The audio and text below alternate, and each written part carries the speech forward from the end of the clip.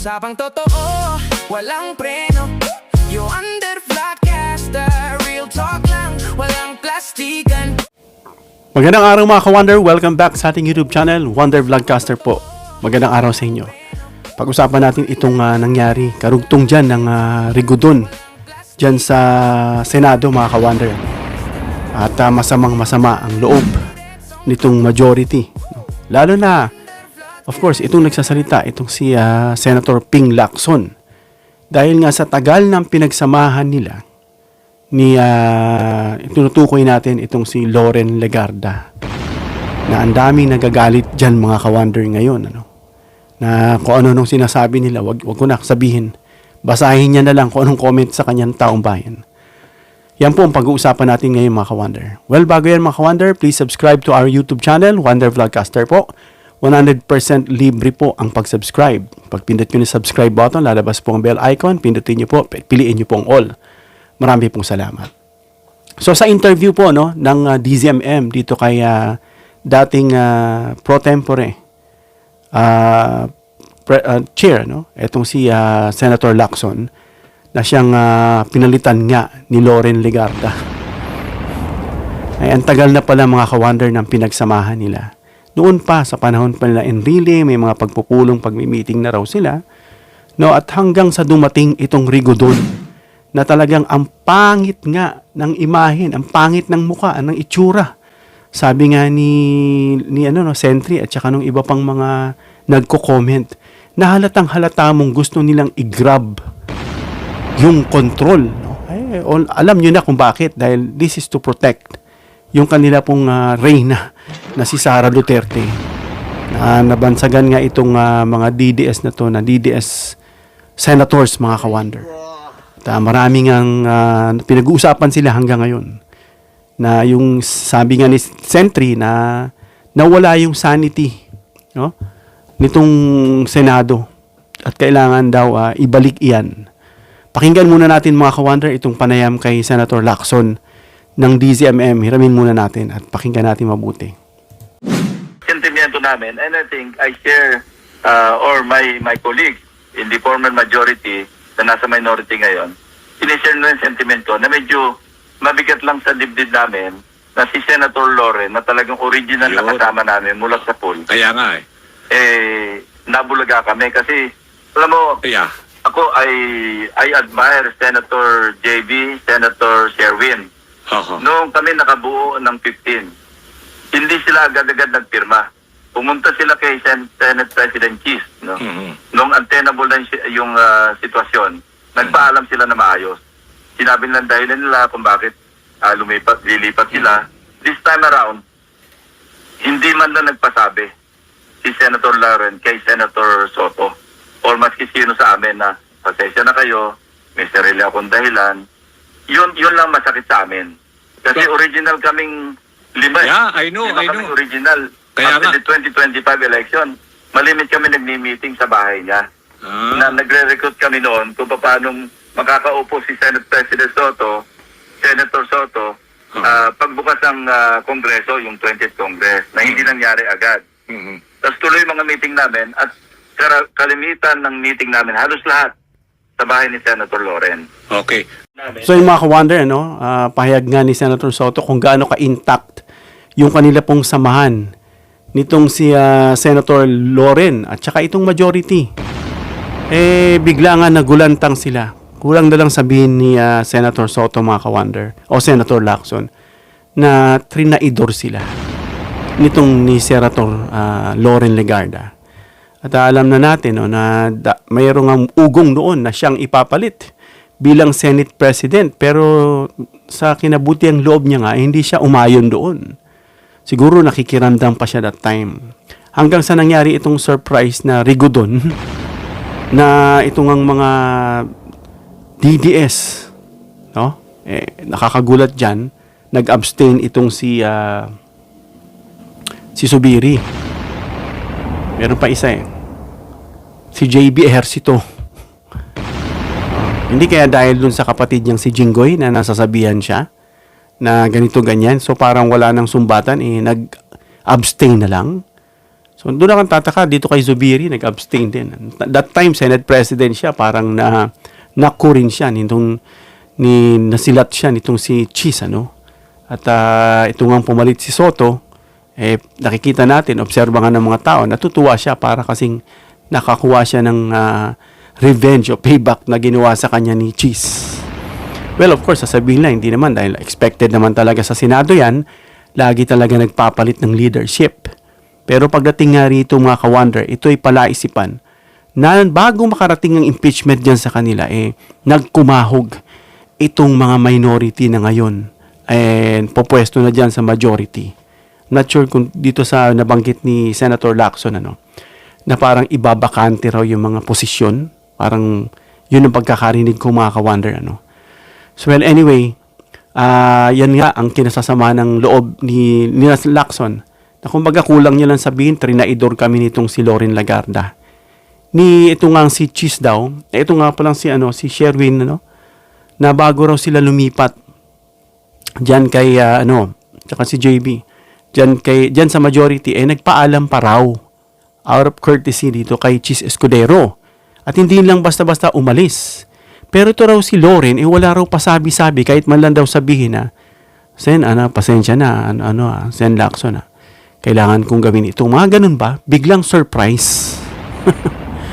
At ang dahilan niyan, mga ka-wonder, ito nga, mga ka-wonder, sa conversation na ito na hinamin na natin ulit ng DZMM, 1 minute lang ito Nandito po yung sagot kung bakit ganun ang naging decision. Marahil ito yung sagot. Kasi obviously, yun naman ang tinitignan ng karamihan na kumbaga hindi mo na kailangan mag-isip. Ito rin ang sasabihin at nag-iisip nila. Pakinggan natin mga ka-wonder. Nabulaga kami, nawala ka na para sa amin. Mm-hmm. Pero yung pinaka-obvious naman, kaya siguro siya nag-shift ng alliance dahil na rin siguro sa kinakaharap na problema ng anak niya na si Congressman Leon De Viste, di ba? Na merong issue sa DOE. Dani, nagpaalam siya na maayos. Sana nagpaalam na maayos. Ganon. Oo. Maski 1 minute before session, sana binulungan niya si Tito man lang. O kaya kami, kung hindi man kami, at least si Tito, sinabi niya, Tito, mamaya kasi pasensya na kasi ganito ang reason ko. Mm-hmm. Dapat man lang ganon. Kasi kasabi ko nga, I have reason to admire Senator JB and Senator Sherwin. Sila yung huling-huling nagpirma noon. 11:30 na noon.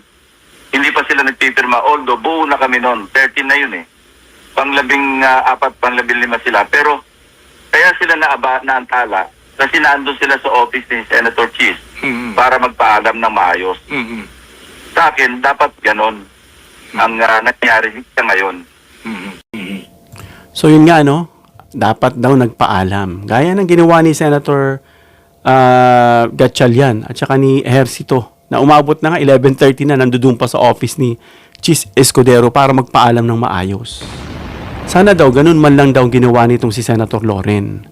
Well, baka irarason dyan ni Senator Loren. Alam nyo naman ang kalakaran sa Senado na alliances can change overnight.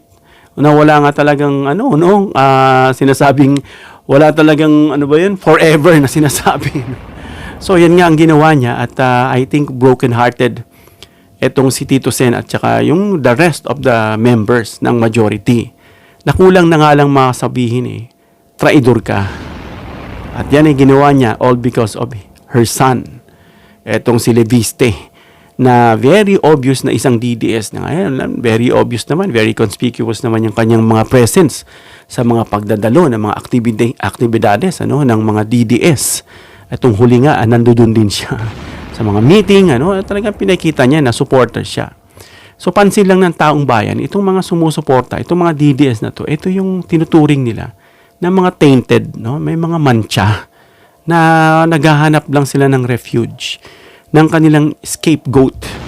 At the only thing that they can see, to avoid being punished is for Sara to be the next president in 2028. So yan, obviously, real talk yan, huwag na tayong magplastikan. At yan din ang dahilan kung bakit nagkaroon ng rigodon. So yan mga ka-wonder, sabi nga, hindi rin man forever yung posisyon nila. Anytime, may makukudita rin naman sila.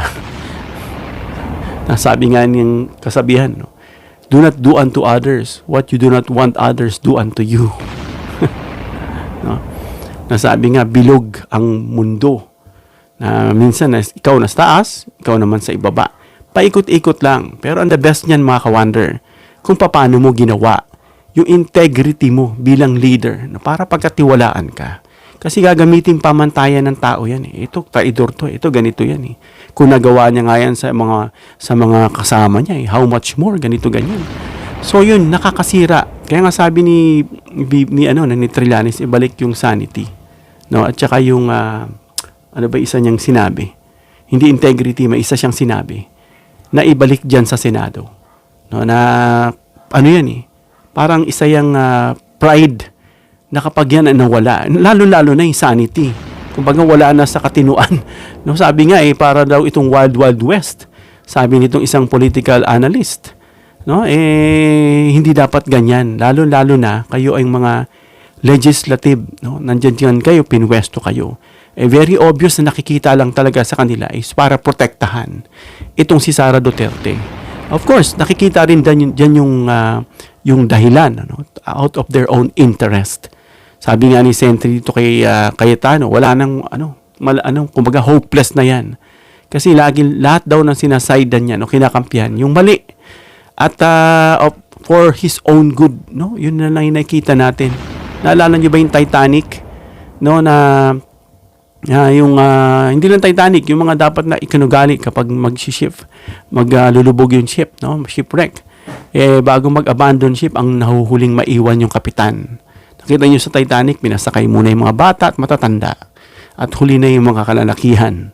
No, mukhang hindi ganyan. Dapat hindi sarili ang... sa sunod na botohan, titignan nyo yung ating pong binoboto na mga nakatayo dyan. Na pag election, biglang nagtatransform yung mukha sa maamok tupa. No? Kunyari tupa, ayun pala, wolf dressed in a sheepskin. No? Ang plano lang pala pansarili. At kung masasaklap pa mang-plunder, magnakaw, mang-abuso, hindi po yan natin palalagpasin. Dahil hindi tayo papayag, mga taong bayan. So sa ngayon, may 4 million mahigit na bumoto dyan sa signature. At nagpaplano na, malamang, yung mga tao, kung ano yung susunod nilang hakbang. Inaantay lang nila na magkamali itong mga DDS senators, mga ka-wonder, na alam natin at pipigilan nila yang si Sara na kahit na dapat magpaliwanag yang si Sara Duterte sa taong bayan kung saan niya dinala yung pera. At kapag yan nakita nila na pilit nila yung pagtatakpan at pagtatanggol, hindi yan palalagpasin ng taong bayan. Pwede silang panagutin dyan, no? Patanggal sa trabaho. Lalapit yan para sa disqualification, abuse, discretion, at yung abuse of authority, yung mga yan, at kung ano-ano pang pwedeng isampa sa kanila. Sana ganun mangyari, mga ka-wonder. Once na makita ang lakas ng ebidensya, pero despite sa lakas, talagang pinili nila. Gaya ng sabi ni Sentry na meron daw dyan 5, kumpirmado yan. Hindi na lang yan tumitingin sa ebidensya. Right or wrong, Sara pa rin yan, mga yan. At alam na natin kung sino yung 5 mga yan, yung Voltes 5 na yan. No? At lagi tayo magbabantay at mag-iingat. Sabi nga ni Sentry, dapat i-pressure yan ng mga civil society, ng mga media, kagaya natin, na may binigyan ng pribilehiyo na may microphone. Lagi natin yung i-pressure. No? Kung may magtatanggol dyan, ganun pa rin, banata natin para sa katotohanan, hindi para sa isang politikang kulay.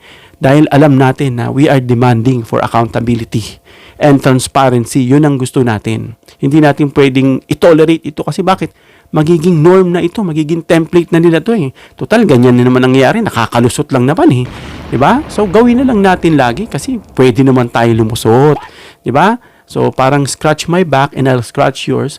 Yung mga ganitong hindi dapat nagiging kalagayan o kalakaran, nagiging norm na sa ating bayan dahil dito sa mga tiwali at mga baluktot na mga nakaposisyon dyan. So magbabantay tayo, mga ka-wonder, at sana magbago na ulit ang liderato, hindi na yan umabot at tumagal. Hanggang dito na tayo, mga ka-wonder. Comment down below your opinion para mabasa at mareaksyonan. Please give me a thumbs up if you like this video para ma-share ni YouTube sa iba pang viewers. Please share this video para malaman nila na masamang-masama ang loob ng Marioria dahil sa ginawa nitong si Loren Legarda. Please subscribe, hit the notification bell icon and choose all bilang suporta sa aming mga content creators. Hanggang sa muli, mga ka-wonder. God bless.